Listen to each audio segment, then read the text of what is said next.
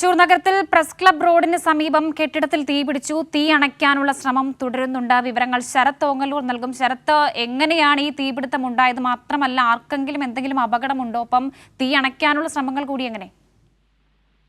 വർഷ, ഏതാനും നിമിഷം മുമ്പാണ് തൃശൂർ നഗരത്തിലെ പ്രസ് ക്ലബ് റോഡിന് സമീപത്തുള്ള ബഹുനില കെട്ടിടത്തിന്റെ അടിയിലെ നിലയിൽ ഇത്തരത്തിൽ തീ പിടിച്ചത്. ബേസ്മെന്റിനാണ് തീ പിടിച്ചിട്ടുള്ളത്.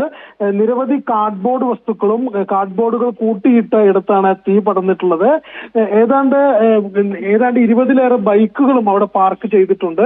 ഇപ്പോൾ തീ അണയ്ക്കാനുള്ള ശ്രമം പുരോഗമിച്ചുകൊണ്ടിരിക്കുകയാണ്. വർഷ, ഫയർഫോഴ്സ് ഉദ്യോഗസ്ഥരെത്തി തീ അണയ്ക്കാനുള്ള ശ്രമങ്ങൾ പുരോഗമിച്ചുകൊണ്ടിരിക്കുകയാണ്. ഏത് രീതിയിലാണ് തീ പടർന്ന് എന്ന കാര്യത്തിനകത്ത് വ്യക്തത വരുത്തേണ്ടതുണ്ട്.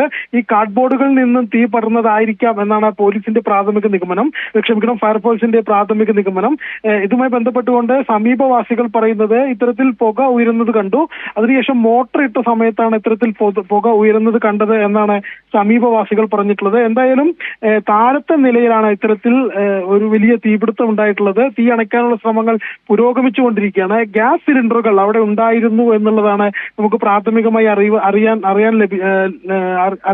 അറിയാൻ കഴിഞ്ഞത്. എന്നാൽ അവ പുറത്തെത്തിച്ചിട്ടുണ്ട് എന്നാണ് മനസ്സിലാക്കുന്നത്. എന്തായാലും തീ അണയ്ക്കാനുള്ള ശ്രമങ്ങൾ പുരോഗമിച്ചുകൊണ്ടിരിക്കുകയാണ്. വർഷ, ശരി ശരത്ത്, കെട്ടിടത്തിന്റെ ബേസ്മെന്റിൽ നിന്നാണ് തീ പടർന്നത് എന്നുള്ളതാണ്. നിലവിൽ തീ അണയ്ക്കാനുള്ള ശ്രമങ്ങളൊക്കെ തുടരുന്നുണ്ട്. എന്നാൽ എങ്ങനെയാണ് ഈ തീപിടുത്തം ഉണ്ടായത് എന്നുള്ള കാര്യങ്ങളൊന്നും വ്യക്തമല്ല.